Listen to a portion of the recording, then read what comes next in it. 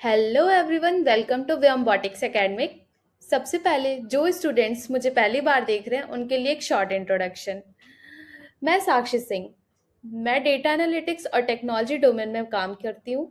मुझे data analytics, machine learning, Python, SQL, Excel और power BI जैसे टूल्स में काम करना पसंद है। मेरा ऑब्जेक्टिव है कि मैं कॉम्प्लेक्स टेक्निकल कॉन्सेप्ट को सिंपल और प्रैक्टिकल वे में एक्सप्लेन करूँ ताकि स्टूडेंट्स, स्कूल के स्टूडेंट से लेके बिगनर तक के हर कोई इजली से समझ सके। इस कंप्लीट कोर्स में मैं आपको स्टेप बाय स्टेप गाइड करूंगी और हर कॉन्सेप्ट को रियल लाइफ एग्जांपल के साथ एक्सप्लेन करूंगी। तो चलिए स्टार्ट करते हैं। तो लेक्चर स्टार्ट होने से पहले एक क्विक रिकैप कर लेते हैं कि प्रीवियस लेक्चर में क्या क्या पढ़ा था। तो सबसे पहले हमने शॉर्टिंग पढ़ी थी। शॉर्टिंग का यूज डेटा को असेंडिंग टू डिसेंडिंग ऑर्डर में अरेंज करने के लिए किया जाता है, जैसे स्टूडेंट्स के मार्क्स को हाईएस्ट से लोएस्ट या फिर अल्फाबेटिकल अरेंज करना होता है। तो उसके बाद हमने फ़िल्टरिंग सीखी थी। फ़िल्टरिंग में क्या होता है कि हम सिर्फ रिक्वायर्ड इन्फॉर्मेशन देख सकते हैं। फॉर एग्जाम्पल, अगर हमें सिर्फ क्लास 10th के स्टूडेंट का डेटा देखना है तो हम फ़िल्टर का यूज़ करके क्लास 10th के स्टूडेंट का डेटा देख सकते हैं। नेक्स्ट हमने कुछ फंक्शंस पढ़े थे, जैसे concatenation, left function, right function, mid function, length function. ये सारी चीज़ें हमने कल पिछले वीडियो में देखी थी। तो चलिए आज देखते हैं क्या पढ़ना है। तो आज हम एक्सेल के 3 इंपॉर्टेंट लॉजिकल फंक्शन सीखने वाले हैं, एंड, इफ एंड और फंक्शन। तो सबसे पहले एंड फंक्शन देख लेते हैं।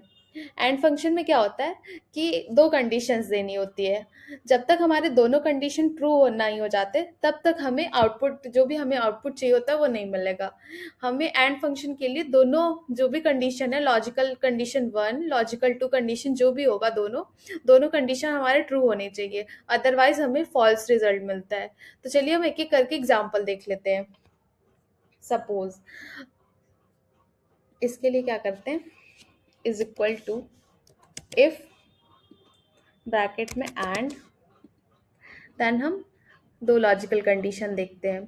जैसे कि हम एक ये देख लिया, फर्स्ट ईयर का देख लिया, जो इज इक्वल टू, ये कॉलम जो होना चाहिए, ये वाला column is equal to, bracket लगा दो, फर्स्ट होना चाहिए,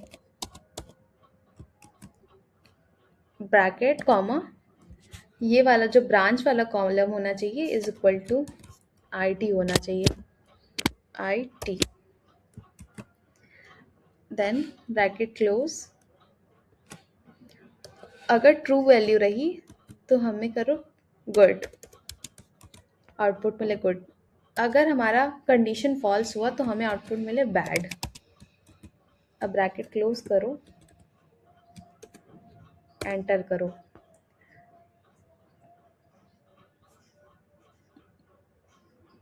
ऐसे ड्रैग कर लो, गुड बैड करके हमें सब कुछ मिलने लगा। देखो ये वाला कॉलम, एक्चुअली हमने क्या किया था, ये वाला जो हेडिंग वाला कॉलम है, रो है, वो हमने चूज कर लिया था। लेकिन हमने जब ड्रैग किया तो हमारा जो कंडीशन था कि अगर हमारा ये कॉलम उसमें फर्स्ट ईयर रहा, एंड एक कंडीशन थी कि ब्रांच जो है आईटी रहा, तो हमें गुड आउटपुट दे, अदरवाइज हमें बैड मिले। तो देखो यहाँ पे फर्स्ट ईयर और आईटी डिपार्टमेंट, यहाँ तक कॉलम है हमारे पास, फर्स्ट ईयर से आईटी तक का दिख रहा है। अब इसमें देखो हमें आउटपुट जो मिला वो गुड गुड मिला, यहाँ से लेके यहाँ तक। उसके बाद हमें देखो मिला second year IT, second year IT, ये सारी चीज़ें मिली, तो यहाँ पे हमें देखिए आउटपुट मिला बैड। तो ये एंड कंडीशन करता है, एंड फंक्शन ये करता है कि हमें दो कंडीशन दी जाती है, दोनों कंडीशन में से जब तक दोनों कंडीशन ट्रू ना हो जाए तब तक हमें आउटपुट ट्रू नहीं मिलता है। लाइक हमने अगर, अब नेक्स्ट पढ़ते हैं हम इफ फंक्शन।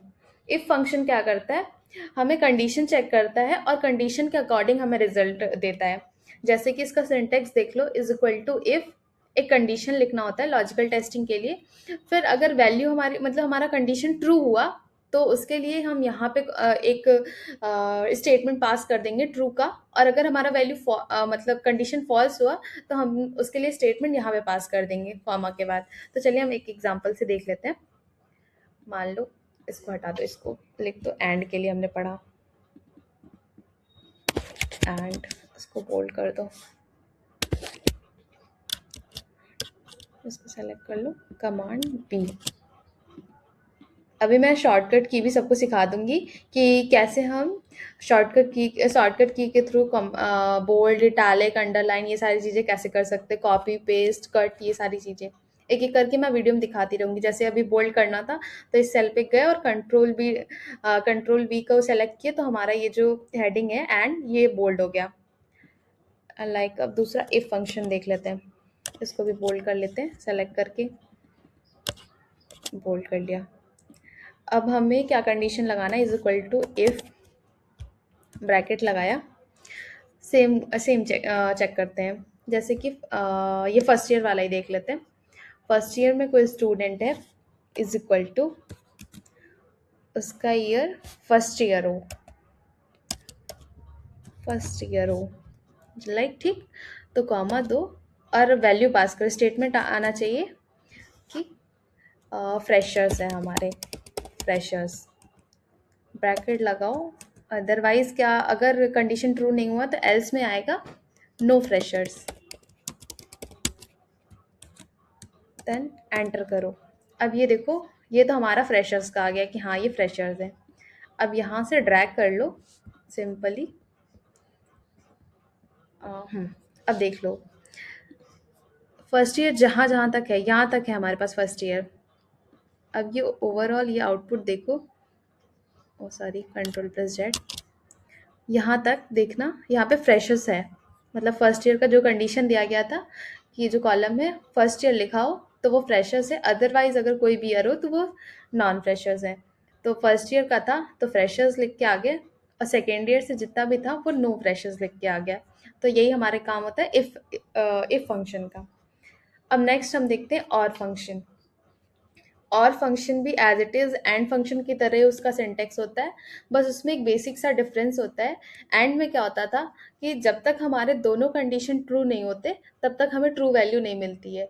लेकिन और फंक्शन में क्या होता है, जब तक अगर हमारे कोई भी मतलब दोनों में से कोई भी कंडीशन ट्रू होता है, लाइक कंडीशन 1 हो या कंडीशन 2 हो, दोनों में से कोई भी कंडीशन ट्रू होगा तो हमें आउटपुट जो है ट्रू मिलेगा। अदरवाइज अगर दोनों में से एक एग्जाम्पल से देख लेते हैं, जैसे कि और का देख लो, और बोल्ड इज इक्वल टू, सबसे पहले इफ के अंदर ही हमें कंडीशन लिखनी है, इफ देन ब्रैकेट में और एंड चूज करो ये column first year is equal to, तो चेंज कर लेते हैं फर्स्ट, ब्रैकेट दो, ये कॉलम चूज कर लेते हैं, is equal to mechanical choose कर लेते हैं, ME, ब्रैकेट क्लोज, कॉमा। अब स्टेटमेंट पास करते हैं कि good, otherwise else condition bad, bracket close, enter किया। अगर हमारा दोनों में से, मैंने बोला था कि और में क्या होता है कि अगर हमारा दो कंडीशन जो भी पास हो रहा है दोनों में से कोई भी कंडीशन ट्रू होता है तो हमें आउटपुट क्या मिलेगा, ट्रू मिलेगा।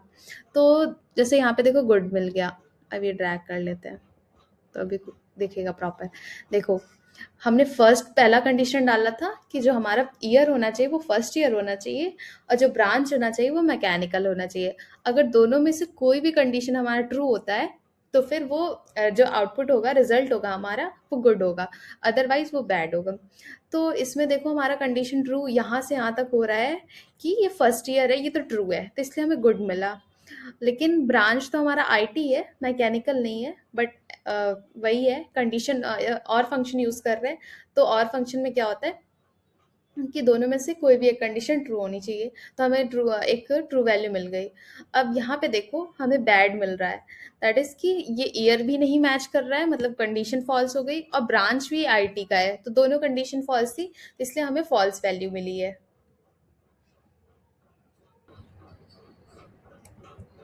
अब नेक्स्ट हम देखेंगे कुछ इंपॉर्टेंट फंक्शन जैसे कि डेट एंड टाइम। जैसे रियल लाइफ ऑफ एग्जांपल देखो, तो रियल लाइफ में अटेंडेंस या फिर किसी भी चीज़ का एक रिकॉर्ड मेंटेन करना होता है, तब हमें डेट या टाइम की ज़रूरत पड़ती है। तो आज हम कुछ useful date and time functions देखेंगे। तो सबसे पहले होता है टुडे। टुडे क्या करता है, हमें आज की डेट रिटर्न करके देता है। चलिए देखते हैं।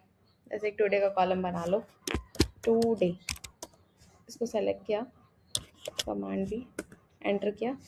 अब हमें आज की डेट चाहिए, तो इज इक्वल टू टुडे किया, एक मिनट, टुडे फंक्शन को क्लोज किया, ब्रैकेट, एंटर किया, हमें आज की डेट मिल गई। आज की डेट हमारी है 17 जून 2026। अब हमें चाहिए, देन नेक्स्ट हम देखेंगे नाउ फंक्शन। नाउ फंक्शन क्या करता है, हमें करेंट डेट के साथ साथ टाइम भी रिटर्न करके देता है, मतलब कि एक्चुअल टाइम क्या हो रहा है अभी का। तो एक चेक करके देख लेते हैं। नाउ ये लिखा हुआ है, एंटर कर दिया। ये देखिए अभी एग्जैक्ट टाइम मैं दिखा दे रही हूँ ऊपर स्क्रीन पर मेरे, देखिए 4:40 PM हो रहा है, और एग्जैक्टली दिखा रहा है यहाँ पे नाव पे 4:40 एंड 10 सेकेंड जो भी है। और फिर नेक्स्ट देखते हैं हम डे। डे के लिए क्या होता है, एक सेकेंड इसको बोल्ड कर देते हैं, बोल्ड किया। अब डे में क्या होता है कि हमें आज के मंथ, जैसे कि जो मंथ चल रहा है सीरियल वाइज 1 से 31 तक, लाइक 1 to 31 तक की डेट में से कोई भी आज की जो डेट होगी वो शो करेगा।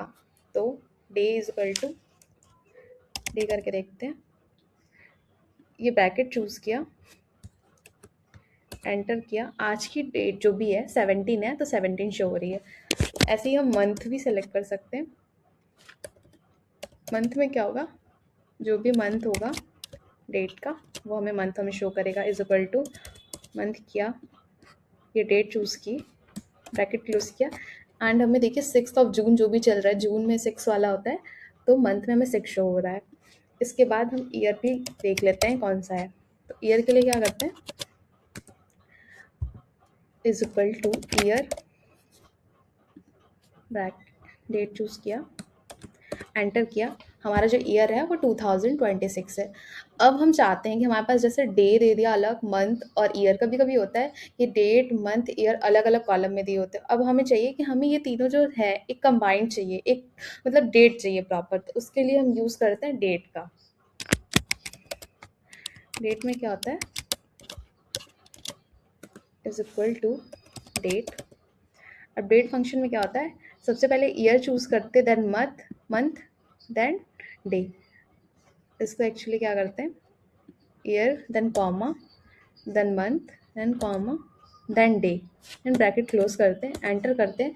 तो जो हमारी आज की डेट होती है जो अलग अलग कॉलम में है सेपरेटेड, अगर इसको हमें कंबाइन करना है तो डेट फंक्शन का यूज़ करके हम इसको कंबाइन कर सकते हैं। देन नेक्स्ट होता है हमारा आवर्स। अब हमें आर फाइंड करना है, तो आवर्स के लिए क्या करेंगे, is equal two hours, bracket में ये नाउ वाला जो सेक्शन है उसको चूज़ करेंगे, क्लोज करेंगे। हमें इसमें आवर्स मिल गया। ये आवर्स लाइक आपका जो टाइम चल रहा है, जैसे कि आवर्स होता है जब आप क्लॉक पे देखोगे, जैसे डिजिटल क्लॉक में देखोगे, तो 12 o'clock के बाद आफ्टरनून में, आफ्टरनून की टाइम में 12 o'clock के बाद जब भी आपका 1 2 3 4 होता है, तो वो एज अ 13 14 15 16 ऐसे काउंट करता है। तो वो आपका आवर्स में काउंट कर रहा है 16। देन आप कैलकुलेट कर लेते हैं मिनट का, मिनट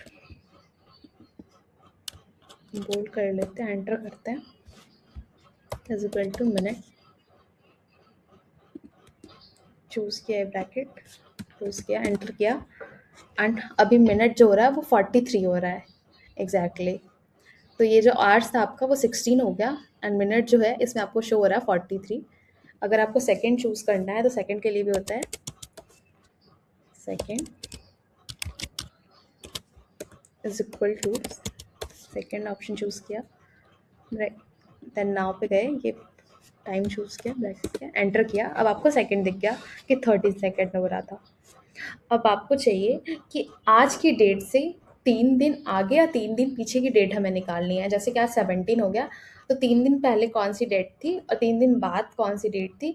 हालाँकि ये अभी हमें ईज़ी लग रहा है सुनने में कि ये तो कोई कोई भी निकाल सकता है, 17 है, तो 3 दिन बाद 20 होगा और 3 दिन पहले जो है 14 था, तो फिर ये तो कोई भी निकाल सकता है। बट मैनुअली अगर आपको करना हुआ, एक ये तो सिंपल सा एक डेट हो गया, अगर आपको सारी डेट का एक साथ निकालना हुआ तो ये तो बहुत टफ हो जाएगा। तो इसलिए मैनुअली करने के लिए एक ऑप्शन होता है, लाइक हम लिख लेते हैं पहले डेट। अगर आपको डेट में कुछ ऐड ऑन करना है, डेट में +3 करना है, +3 करना है और डेट में आपको -3 करना है, जो भी करना है। तो आप क्या करेंगे, इसको बोल्ड कर लेते हैं।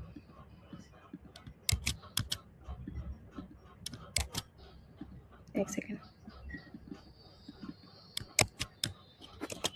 एंटर किया, इज इक्वल टू किया, आज की डेट चूज़ की, इसमें प्लस किया, 3 किया, एंटर किया, आपको 3 दिन बाद की डेट मिल गई। वैसे ही अगर आपको 3 दिन पहले की डेट चाहिए तो इज इक्वल टू करना है, सेल चूज़ करना है आज की डेट, माइनस साइन करना है एंड 3 डेज़ का कर देना है, एंटर करना है, आपको 3 दिन पहले की डेट मिल जाएगी।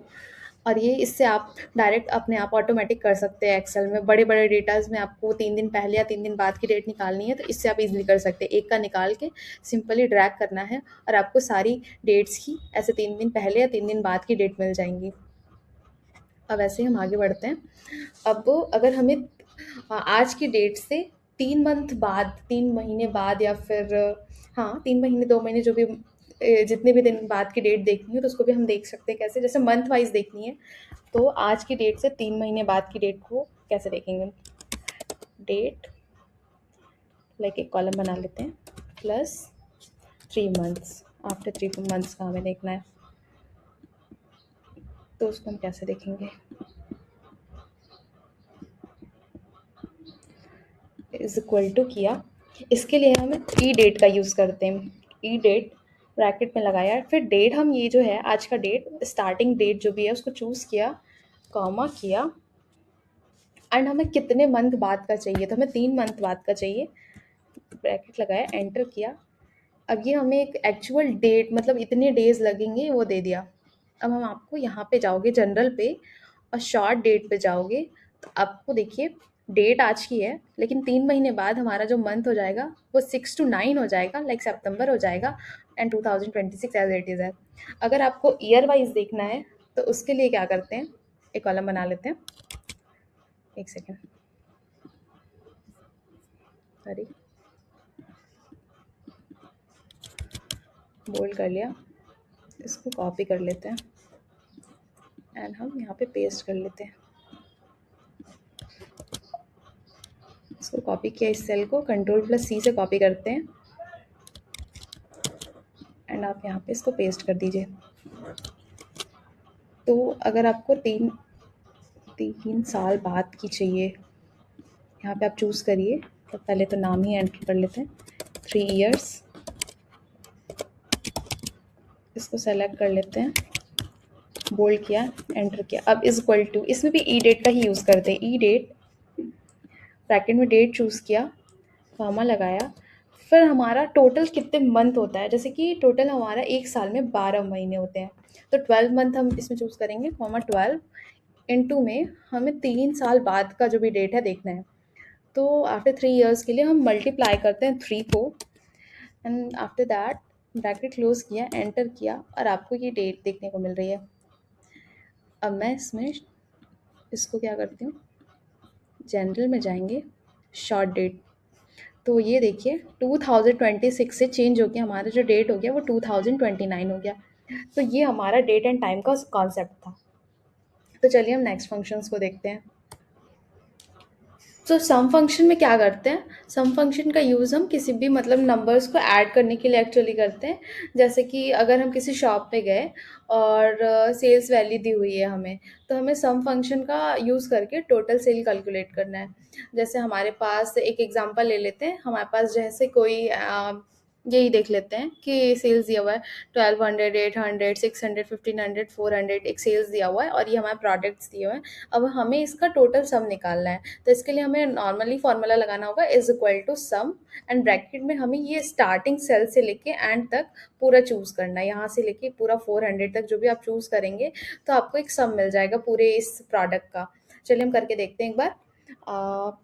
इज इक्वल टू सम लिखा, अब हमें क्या निकालना है, जैसे इसमें कुछ है तो नहीं, सम के लिए रोल नंबर का ही सम कर लेते हैं। ये रोल नंबर का सम किया, ब्रैकेट क्लोज किया, तो हमें ये सारे रोल नंबर्स का एक सम मिल गया। जैसे 2000 सारा था, 2000 में समथिंग था, 2500 जो भी था, 25,329 समथिंग था, तो 5 लाख के अप्रॉक्स आ गया। अब हमें सम इफ यूज़ करना है। जैसे सम इफ के लिए क्या करते हैं, एक स्पेसिफिक कंडीशन दी होती है, जैसे कि इसमें आप एग्जांपल देख लीजिए। आपको क्या करना है कि आपको सिर्फ लैपटॉप का वो निकालना है कि आपने लैपटॉप कितनी बार खरीदा है, उसका हमें सम निकालना है, कितनी बार सेल हुआ है। जैसे कि लैपटॉप यहाँ पे उसका सेल जो है उसका प्राइस है 1200 और यहाँ पे लैपटॉप का 1500, तो हमें दोनों को ऐड करना है, तो उसका हमें जो रिजल्ट मिला है वो 2700 मिला है। तो चलिए हम देख लेते हैं, एक हम कॉलम क्रिएट कर लेते हैं। जैसे कि हमने कर दिया लैपटॉप, एंटर किया, इसी को देख के कर लेते हैं, laptop, phone, tablet, phone, tablet, then laptop, laptop, then हमारा क्या है, एसेसरीज जो भी है, एसेसरीज। अब यहाँ पे आते हैं और इसके अमाउंट्स लिख लेते हैं, 1200, एंटर किया, 2 3 4 5 1500 जो भी है, 900, फिर 1200 ले लेते हैं। ठीक, अब हमें सम इफ फंक्शन को अप्लाई करना है। ये हमारा अमाउंट हो गया और ये हमारा जो भी है प्रोडक्ट है। अब इसमें हमें सम इफ अप्लाई करना है। सम इफ, इसको क्या करना है, is equal to sum if लिखा, इसमें हम रेंज डिसाइड करेंगे कि कौन से प्रोडक्ट का हमें निकालना है, तो हमें इसका निकालना है, इस पूरे टेबल का निकालना है। इसको चूज़ किया, देन ब्रैकेट क्लोज किया। अब हमारा क्राइटेरिया क्या है कि हमारा जो सम होना चाहिए, लाइक हम किसको चूज़ करना चाहते हैं, जैसे हमें लैपटॉप का ही निकालना था, तो इज इक्वल टू लैपटॉप लिख लेते हैं, लैपटॉप होना चाहिए, उसका हमें टोटल अमाउंट निकालना है। देन ब्रैकेट क्लोज किया और इस अमाउंट में से हमें ऐड करना है। ठीक, अब ब्रैकेट क्लोज किया और एंटर किया, तो लैपटॉप का जितना भी अमाउंट आ रहा था टोटल, लैपटॉप का यहाँ पे 1200 था, जैसे आप देख लीजिए लैपटॉप का, यहाँ पे देखिए लैपटॉप को 1200 है और एक लैपटॉप का 900 है, दोनों को टोटल ऐड किया तो 2100 आ रहा है सम इफ में। अब काउंट का कैसे यूज़ करते हैं, जैसे कि काउंट फंक्शन का क्या करते हैं, इसको बोल्ड कर ली, इज इक्वल टू काउंट किया। अब आपको काउंट करना है, जैसे कि कितनी टोटल वैल्यूज़ हैं, यहाँ से यहाँ तक का चूज़ किया, ब्रैकेट क्लोज किया, एंटर किया, तो टोटल वैल्यूज़, सॉरी फिर से कर लेते हैं, अमाउंट ही चूज़ कर लेते हैं, यहाँ से लेके यहाँ तक चूज़ कर लेते हैं, ब्रैकेट क्लोज किया, एंटर किया, तो टोटल 5 आ गया। तो देखिए हमारे पास टोटल जो भी अमाउंट है, फिर प्रोडक्ट है 1 2 3 4 5, हमारे पास प्रोडक्ट्स है, तो ये जो प्रोडक्ट्स है ये टोटल 5 है। काउंट इफ क्या करता है, काउंट इफ जो है एक स्पेसिफिक कंडीशन पे काम करता है। जैसे कि ये काउंट इफ देखिए, ये एक स्कोर का ये दे दिया है। अब फॉर्मूला क्या लगाते हैं कि जो भी आपने ये स्कोर दिया हुआ है, इसको इस पूरे कॉलम को ऐसे चूज़ करेंगे और एक कंडीशन हम दे देंगे कि जैसे इसमें दिया है 80 से ग्रेटर देन जो भी वैल्यूज़ है उसको, उसका हमें काउंट करके रिजल्ट दे दो। तो उसमें हमें 4 वैल्यूज़ मिली, जैसे 90, 92, 85, 88, 4 वैल्यूज़ है, उसका रिजल्ट मिल गया। तो ये काउंट इफ का काम होता है। चलिए हम करके देख लेते हैं एक बार, काउंट इफ बोल क्या, bracket is equal to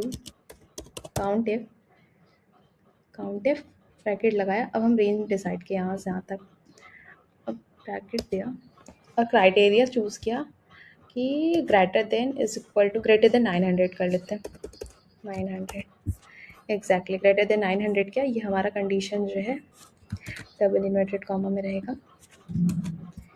then enter किया और आपको 4 वैल्यूज़ मिल गई। 900 से बड़ी कौन कौन सी हैं, एक तो ये लैपटॉप जो 1200 का है, फ़ोन, ये टैबलेट और एसेसरीज़।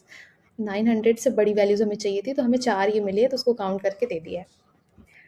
चलिए ये सारे हमारे फंक्शंस हो गए, sum if, count and count if. अब हम नेक्स्ट देखते हैं डेटा वैलिडेशन कैसे चेक करते हैं। डेटा वैलिडेशन में होता क्या है?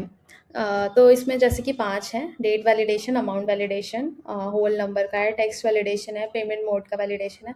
तो ये हम कैसे चेक करते हैं? तो सबसे पहले डेट वैलिडेशन देख लेते हैं। डेट वैलिडेशन में हम क्या करते हैं, इसमें डिसाइड करते हैं कि सिर्फ एक स्पेसिफिक डेट रेंज के अंदर ही डेट हम एंटर कर सके। मान लीजिए स्कूल एडमिशन फॉर्म में सिर्फ आपको मई 2025 की डेट्स अलाउड हैं। तो अगर कोई स्टूडेंट जून की डेट एंटर करेगा तो एक्सेल उससे रिजेक्ट कर देगा। तो चलिए देखते हैं कैसे करेगा। अ, वापस से जाते हैं, डेटा वैलिडेशन पे गए, डेट, यहाँ पे starting date 23, end date 31, okay किया, 22 डाला। तो ये देखिए कुछ आ गया कि this value doesn't match the data validation restriction defined for this cell. मतलब कि ये डेट को नहीं लेगा। अगर 23 से 31 के बीच में डेट रही तो ये एग्जैक्टली ले लेगा। जैसे कि आप 27 ही देख लो, ये ले लिया। लेकिन अब नेक्स्ट देखते हैं अमाउंट का। तो अमाउंट वैलिडेशन में क्या होता है कि इसमें डेसिमल वैल्यूज़ को कंट्रोल करने के लिए बेसिकली यूज़ किया जाता है। मान लो बैंक का ट्रांजैक्शन अमाउंट या फिर प्रोडक्ट प्राइस को एंटर करते वक्त हम कुछ सिर्फ पॉजिटिव वैल्यूज़ को अलाउ कर सकते हैं। जैसे कि मान लो ये अमाउंट दिया हुआ, एग्जांपल में देख रहे हो ये वाला 1250, सॉरी। तो इसमें देखिए उसके बाद डेसिमल में 75 भी दिया है। तो ये सेटिंग्स में हमें अलाउ करना पड़ता है कि डेसिमल लेगा कि नहीं लेगा, डेटा ग्रेटर देन होना चाहिए, मिनिमम कितना होगा, डेसिमल प्लेस मिनिमम कितना होगा, ये सारी चीज़ें करता है। तो चलिए मैं एक्सेल में देखते हैं। तो यहाँ पे फिर से गए डेटा वैलिडेशन पे, डेटा वैलिडेशन यहाँ पे गए और यहाँ पे हम चूज़ करेंगे डेसिमल को, देन डेटा बिटवीन ये चूज़ किया।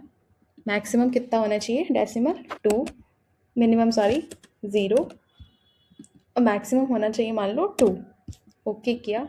अब हम कोई वैल्यू चूज़ कर रहे हैं, लाइक इस सेल में चूज़ किया 1275.897, एंटर किया। तो हमारा जो देखो रेस्ट्रिक्टेड डेटा था, जैसे वैलिडेशन में रेस्ट्रिक्शन लगा था कि हम सिर्फ 2 डेसिमल वैल्यू तक ले सकते हैं, तो उसके बाद का लिया हमने 3 वैल्यूज़ लिए तो ये एरर आ गया। वैसे अगर हम 2 ले लेंगे। अब नेक्स्ट देखते हैं हम होल नंबर का।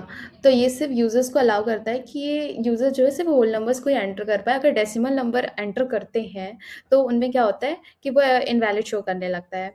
जैसे कि यहाँ पे डेटा पे गए, डेटा वैलिडेशन चूज़ किया। अब इसमें हम चूज़ करते हैं होल नंबर को। मिनिमम क्या होना चाहिए हमारा, डेट जो होता है बिटवीन 24 लाइक 23 और मैक्सिमम 29। ओके किया।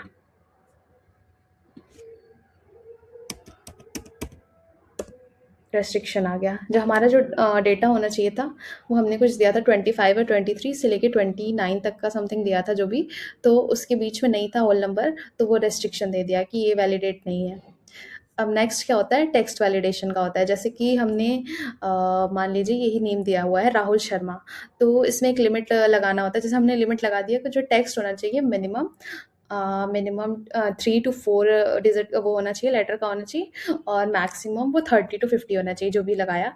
तो फिर टेक्स्ट वैलिडेशन ये अलाउ करेगा कि हमारा जो टेक्स्ट का लेंथ है वो या तो उतना ही हो, मतलब या तो मैक्सिमम जो भी 30 या 50 दिया था मैक्सिमम उतना हो या उससे कम हो, इससे ज़्यादा नहीं अलाउड करेगा। तो चलिए हम देख लेते हैं। टेक्स्ट वैलिडेशन भी कैंसिल कर दो। यहाँ पे डेटा वैलिडेशन पे गए, डेटा वैलिडेशन, अब यहाँ पे चूज़ किया टेक्स्ट लेंथ। मिनिमम कितना होना चाहिए हमारा 3, एंड मैक्सिमम हमारा कितना होना चाहिए 30। अब हम जैसे कि ले लेते हैं UI, एंटर किया। अब देखियो हमारा रेस्ट्रिक्शन आ गया, डेटा वैलिडेशन रेस्ट्रिक्शन दिखा गया। अब वहीं पे हम चूज़ करते हैं टॉम, एंटर किया तो ये ले लिया, टॉम वैल्यू ले लिया, क्योंकि हमने रेस्ट्रिक्शन लगाया था कि 3 to 30 तक समथिंग होना चाहिए। उसके नीचे जैसे हमने UI एंटर किया था वो नहीं लिया, क्योंकि टेक्स्ट वैलिडेशन में हमने मिनिमम लगा दिया था कि 3 होना चाहिए, 3 लेटर्स तो होने ही चाहिए, उससे ज़्यादा मतलब अलाउड है, एंड उससे कम अलाउड नहीं है, और 50 से 30 से मतलब कम के अंदर होना चाहिए। नेक्स्ट जो होता है वो पेमेंट मोड था। जैसे कि पेमेंट मोड में हम क्या करते हैं, अब जैसे इसमें एग्जांपल दिख रहा है आपको, UPI करो, डेटा वैलिडेशन पे गए, लिस्ट चूज़ किया, अब यहाँ पे हम सोर्स चूज़ कर लेते हैं, जैसे कि हमने कैश चूज़ किया, ओके किया। अब हमें यहाँ पे देखो एक ड्रॉप डाउन दिख रहा है। अब हम इस ड्रॉप डाउन में और भी सारे ऐड कर सकते हैं, जैसे कि कैश, आप पेमेंट मोड में कोई भी कैश, यूपीआई, और भी जो भी आप नेट बैंकिंग जो भी यूज़ करना चाहते हैं यूज़ कर सकते हो। कैश का यूज़ किया तो ये कैश फिल हो गया। ऐसे ड्रॉप डाउन में ऐसे बहुत। अब हम देखेंगे नेक्स्ट फंक्शन, लुकअप फंक्शन। जैसे कि लुकअप फंक्शन क्या करता है, जैसे हमारे पास लार्ज डेटा है, बहुत ज़्यादा बड़ा डेटा है, तो किसी स्पेसिफिक इन्फॉर्मेशन को सर्च करने के लिए हम लुकअप फंक्शन का यूज़ करते हैं। जैसे कि स्कूल का डेटाबेस है जिसमें स्टूडेंट आईडी है और उसमें से स्टूडेंट का नेम निकालना है, तो हम इस ईजिली लुकअप फंक्शन का यूज़ करके, जितने भी लुकअप फंक्शंस होते हैं उसका यूज़ करके हम स्टूडेंट का नेम जो है निकाल सकते हैं। तो चलिए एक एक करके हम देखते हैं। तो सबसे पहले वी लुकअप है, लाइक वर्टिकल लुकअप। इसमें क्या होता है कि हम ये डेटा को इजीली वर्टिकल सर्च करने के लिए यूज़ करते हैं। जब जैसे कि यहाँ पे हमारे पास प्रोडक्ट आईडी दी हुई है, प्रोडक्ट आईडी हमें एंटर करता है और एक्सेल ऑटोमेटिक क्या करता है, प्रोडक्ट का प्राइस रिटर्न कर दे, यानी हमें पूरी टेबल मैन्युअली सर्च करने की ज़रूरत ही नहीं पड़ेगी। तो हम एक एग्जांपल ही देख लेते हैं। चलिए देखते हैं वी लुकअप फंक्शन। तो जैसे कि is equal to V lookup करेंगे, वी लुकअप। अब हमें कौन सी वैल्यू चाहिए, जैसे कि हमें टैबलेट का अमाउंट चाहिए, तो टैबलेट चूज़ किया, कॉमा किया। फिर हमें जो ये टेबल एरे है उसको पूरा चूज़ करना है सेकंड कॉलम में, मतलब यहाँ से यहाँ तक में, फिर कॉमा किया। उसके बाद हमें किस वाली कॉलम से हमें वैल्यू चाहिए, तो हमें अमाउंट से, मतलब टैबलेट का अमाउंट चाहिए, तो हमें इसका जो इंडेक्स नंबर है उसको यहाँ पे रखना होता है थर्ड वाले सेक्शन में। तो हम इसमें, जैसे कि यहाँ पे हमें टैबलेट मिला तो इसको हम 1 से काउंट करते हैं, हमें इस वाले पूरे कॉलम को 1 काउंट करना है। उसके बाद हमें जिस भी कॉलम में चाहिए उसका हम काउंट करेंगे, तो हमें अमाउंट चाहिए तो हम उसको कैलकुलेट करेंगे, जैसे 1 2 सेकंड वाले कॉलम में चाहिए तो हम 2 लिखेंगे इंडेक्स नंबर, कॉमा करेंगे। अब हमें अप्रॉक्सीमेट मैच चाहिए कि एग्जैक्ट मैच चाहिए, तो एक्चुअली हमें एग्जैक्ट ही मैच चाहिए होगा, तो एग्जैक्ट करेंगे, लाइक फॉल्स, फिर ब्रैकेट करके एंटर किया। तो हमारी जो टैबलेट की वैल्यू है वो हमें देखिए देखने को मिल गई। अब हम जैसे कि यहाँ पे, अब हमें चाहिए कि हम लैपटॉप की वैल्यू मिल जाए हमें, हाँ लाइक फ़ोन की वैल्यू चाहिए, एक सेकेंड सॉरी। अब is equal to V lookup किया और हम लैपटॉप चूज़ किए, ब्रैकेट किए, पूरा एरे चूज़ किए, फिर ब्रैकेट किए, हम इंडेक्स नंबर 2 चूज़ किए, अप्रॉक्सीमेट वैल्यू फॉल्स, हमें 1200 मिल गई। अब एक और कन्फ्यूज़न आ गया कि लैपटॉप की तो 2 वैल्यूज़ थी, लैपटॉप 900 पे भी था, लैपटॉप 1200 में भी था। तो हमने जो भी चूज़ किया होगा कॉलम, लाइक जो भी प्रोडक्ट चूज़ किया होगा, जो सबसे पहले आएगा उसकी वैल्यू हमें रिटर्न में मिलेगी। अगर हमारा अमाउंट लैपटॉप का 1200 वाला पहले आया है तो हमें उसका आउटपुट भी 1200 ही मिलेगा। चलिए नेक्स्ट देखते हैं एच लुकअप क्या होता है। तो जैसे वी लुकअप था वर्टिकल के लिए, वर्टिकल कॉलम में हमें सेलेक्ट करने के लिए, वैसे ही रो के लिए होता है। हम उसमें रोज जो भी होता है उसमें रोज इंडेक्स काउंट करते हैं। तो चलिए देखते हैं, जैसे कि ये जो आपका डेटा है, लाइक ऐसे कैलकुलेट कर लेते हैं, हम एक रो वाला आपका बना ही लेते हैं। चलिए बना लेते हैं, प्रोडक्ट, एंटर किया, अमाउंट। अब यहाँ पे हम लैपटॉप, उसका अमाउंट डाल दिए, यहाँ पे हम फ़ोन, उसका अमाउंट डाल दिए 2 3 4 5। अब हम टैबलेट लिखें, उसका अमाउंट डाल दिए 1 5 6 7। अब चलिए हम देख लेते हैं कैसे करते हैं एच लुकअप। एच लुकअप के लिए क्या करते हैं, is equal to H lookup. अब लुकअप वैल्यू में क्या करते हैं, हमें किसकी वैल्यू चाहिए, जैसे कि फ़ोन की चाहिए, फ़ोन का चूज़ किया, कॉमा किया। अब हमें ये जो है एरे चूज़ करना है, पूरा टेबल का एरे चूज़ किया, देन कॉमा किया। अब हमें रो इंडेक्स कैलकुलेट करना है, तो हमें जैसे कि फ़ोन का ये चाहिए, अमाउंट चाहिए, तो इसके लिए हमारा जो ये होगा, इस सीक्वेंस में कैलकुलेट करेंगे, हॉरिजॉन्टल रो वाइज, जैसे 1 row second row, first row second row. तो हमारा जो अमाउंट है ये सेकंड रो में है, इस रो में।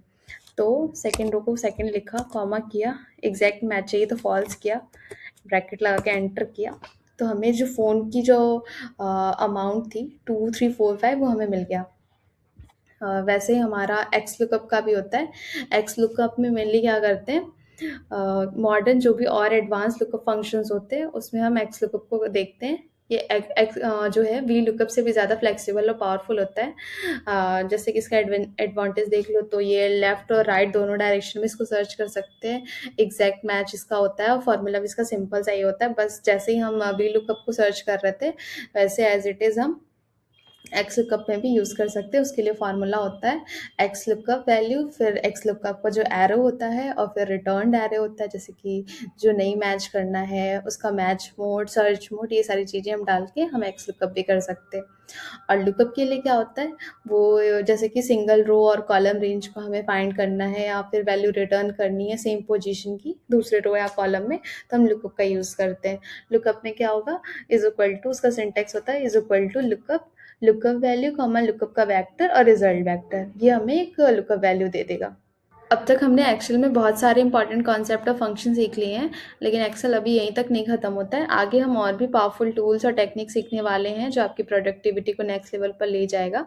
तो नेक्स्ट हमारा जो ट्यूटोरियल होने वाला है उसमें हम देखेंगे मैक्रोस क्या होता है, conditional formatting, index, match, pivot table क्या होता है, ये सारी चीज़ें हम पढ़ेंगे। पाइवट टेबल एक बहुत ही पावरफुल फीचर है जिसमें हम, जैसे कि हमारे पास 100,000 का डेटा हमारे पास है, तो उसमें हमें कैसे समराइज़ करना है उनके डेटा को, 1 सेकंड लगे और हमें हमारा जो डेटा वो समराइज़ हो जाए, एनालाइज़ हो जाए, उसके लिए हम पाइवट टेबल का यूज़ करते हैं। तो हम सीखेंगे नेक्स्ट वीडियो में कि ये सारी चीज़ें होती क्या हैं। तो thank you everyone for joining today's session. मुझे उम्मीद है कि आज का लेक्चर आपको पसंद आया होगा और आपने एक्सेल के कुछ नए कॉन्सेप्ट भी सीखे होंगे। आज हमने date and time function, sum if, count if, data validation and lookup function जैसे इंपॉर्टेंट टॉपिक्स कवर किए हैं। देखिए, रेगुलर प्रैक्टिस से एक्सेल में आपको मास्टरी सबसे इंपॉर्टेंट दे सकता है, इसलिए लेक्चर के बाद इन कॉन्सेप्ट को खुद एक्सेल पे प्रैक्टिस ज़रूर करा कीजिए ताकि आपको एक अच्छा हेल्पफुल और विजुअलाइज डैशबोर्ड बनाने का एक तरीका पता चल सके। याद रखिए, डेटा एनालिटिक्स सिर्फ नंबर्स के बारे में ही नहीं है। डेटा एनालिटिक्स का मतलब है कि डेटा को समझना कैसे है, उससे यूजफुल इंफॉर्मेशन कैसे निकालना है, बेटर डिसीजन कैसे लेना है। आज स्कूल लेवल पर जो एक्सेल आप सीख रहे हैं वही फ्यूचर में data science, business analytics, finance और आर्टिफिशियल इंटेलिजेंस जैसे जैसे फील्ड्स को फाउंडेशन बना सकता है। तो अगर आपको कोई भी क्वेश्चन हो तो उन्हें कमेंट सेक्शन में ज़रूर लिखिएगा, मैं उसके आंसर देने की पूरी कोशिश करूँगी। Thank you.